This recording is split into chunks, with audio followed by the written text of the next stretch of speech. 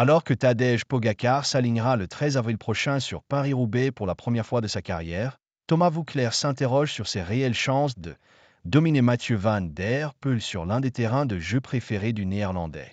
Pour le sélectionneur des Bleus, le Slovène peut en revanche espérer prendre sa revanche de Milan-San Remo sur le Tour des Flandres.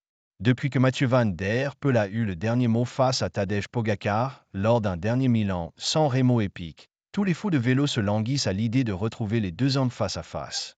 Les retrouvailles sont programmées pour le Tour des Flandres dimanche prochain, avant un nouveau duel qui devrait cette fois opposer les deux champions sur les pavés de Paris-Roubaix. Pour la première fois de sa vie, le Slovène sera en effet de la partie.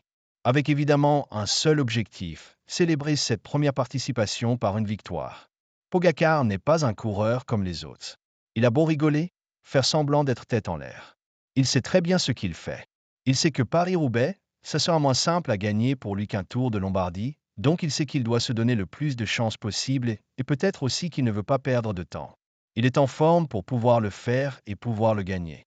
Il veut gagner maintenant, estime Thomas Voeckler, interrogé dimanche soir sur RMC Sport dans le cadre de Bartoli Time.